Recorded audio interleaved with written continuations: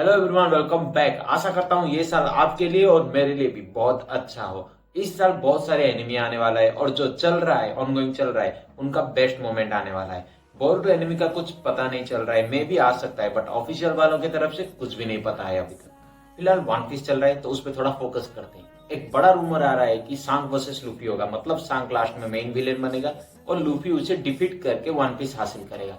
ये नहीं भी हो सकता है क्योंकि ये जो मांगा रीडर है ये बस रूमर फैला रहे हैं। सच्चाई कुछ और भी हो सकता है, ये थोड़ा बाद में बात करेंगे।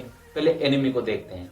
काइडो डिफीट होने के बाद अभी जो रिसेंट चैप्टर आया, ब्लैक बियर्ड बोआ हंको को मारने के लिए गया था, बट सामने गवर्नमेंट के कुछ पेसिफिस्टा आ जाते हैं। वो पेसिफिस्टा बिल्कुल पेसिफिस्टा मतलब जो रोबोट्स गवर्नमेंट के बनाए ना, कुमा को जैसे बनाया था बिल्कुल वैसे ही। वो पेसिफिस्टा दिखने में बिल्कुल किंग की जैसा दिख रहे हैं, मतलब व्हाइट हेयर, ब्लैक स्किन और किंग के जैसा ही विंग्स है और उसके पीछे आग है। एक्चुअल में वो वारलॉर्ड को रिप्लेस किए हैं। देखो, जो ब्लैक बियर से लड़ा एक पेसिफिस्टा जो बच्चा था, वो बिल्कुल मिहोक जैसा ही स्वॉर्ड पकड़ा है और उसके जैसा एबिलिटी ही है। वो एक ही झटके में पूरा पहाड़ को दो टुकड़े कर दिया। एक और लड़की वाला पेसिफिस्टा भी था जो बिल्कुल बोआ हैंकॉक की तरह ही दिख रहा है। एक्चुअल में ये सब वेगापंक का कमाल है, जो अब नेक्स्ट कुछ एपिसोड में पूरा दिखाया जाएगा उसके बारे में, डॉक्टर वेगापंक। आगे और भी पेसिफिस्टा देखने को मिलेगा, जैसे जिम्बे का द फर्स्ट सन ऑफ सी।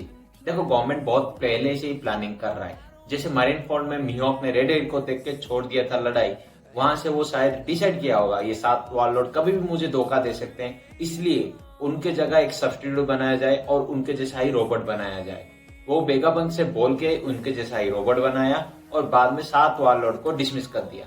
दूसरी तरफ ट्रफालगार लॉ के सामने ब्लैक बियर्ड आ जाता है। देखो, उसे पता था उन तीनों में से लूफी, किड और लॉ, उन तीनों में से उस रास्ते पे कोई जाएगा, जरूर जाएगा।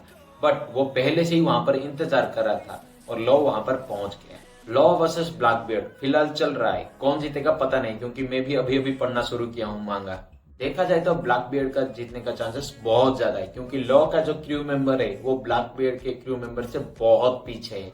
और लॉ खुद अगर ब्लैक बियर्ड से लड़ेगा तो फिर भी हार जाएगा, क्योंकि जब वो बिग मॉम से लड़ा ना, उसको और किड को एक साथ होना पड़ा, मिलकर लड़ना पड़ा, तब जाके वो हरा पाए। बट ब्लैक बियर्ड के पास फिलहाल 2 डेविल फ्रूट पावर है, एक टेरर और दूसरा डार्कनेस। अब बारी है रेड एयर सैंग की। देखो, जो बोल रहे हैं कि वो इविल बनने वाला है वो टोटली फेक न्यूज है। कुछ मांगा रीडर्स फेक न्यूज स्प्रेड कर रहे हैं, बट इनडायरेक्टली देखा जाए तो वही गेट कीपर है वन पीस का।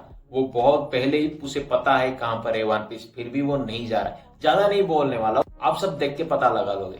बहुत सारे कैरेक्टर्स का भी पावर दिखाने वाले हैं आगे।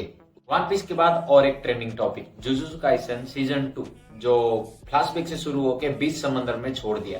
फ्लैशबैक में टोजी के बारे में दिखाया जाता है कि उसके पास कैसे कर्स स्पिरिट नहीं था, फिर भी गोजो को टक्कर दे रहा था, मतलब बहुत ताकतवर था, गेटो से भी ज्यादा ताकतवर।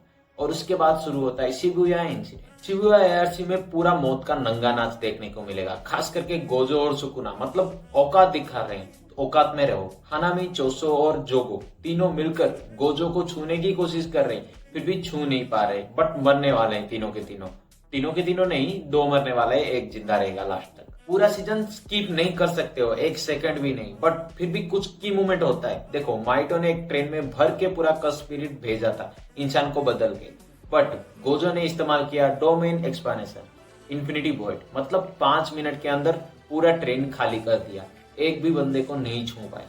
हाँ, गोजो ऑब्वियसली एग्जॉस्ट हो गया था, इसीलिए केंजाकू ने उसे प्रिजन रेल में सील कर दिया। फिर यूजी इतादोरी वर्सेस चोसो का फाइट देखने को मिलेगा, मतलब ब्लड मैनिपुलेशन। उसके बाद शुरू हो जाता है सुकुना का कांड, जो जोगो रिवाइव कर देता है। रिवाइव मतलब 10 फिंगर खिला लेता है, इसीलिए वो जाग जाता है। रीएनिमेटेड टोजी का फाइट भी देखने को मिलेगा। रीएनिमेटेड ही बोल सकते हैं, किसी और बॉडी में जो बोल रहे हैं ना, वो नारुतो देख के बोल रहा हूँ, आप बस समझ लेना।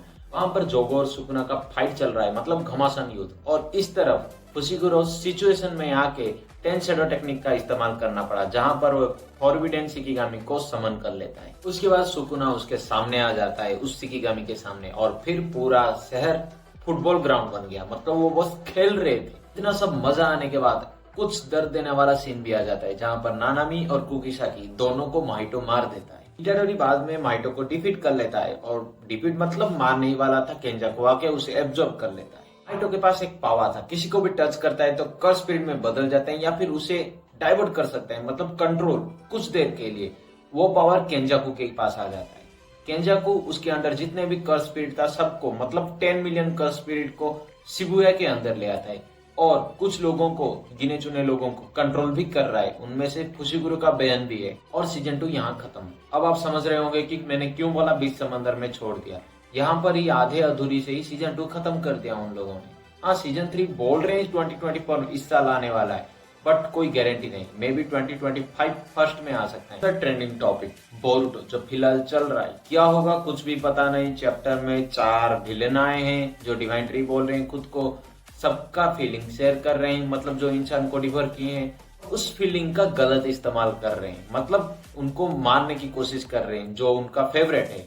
ये 3 टॉपिक 2023 में बहुत चला और 2024 में ऑलरेडी 2 ऑनगोइंग चल रहा है और बस जुजुत्सु काइसेन ही पेंडिंग है। मतलब मांगा तो पूरा आ चुका है, कब का आ चुका है, बस एनिमी की बात कर रहा हूँ। ये था ट्रेंडिंग एनिमी का हाल चाल, क्या चल रहा है क्या नहीं चल रहा है।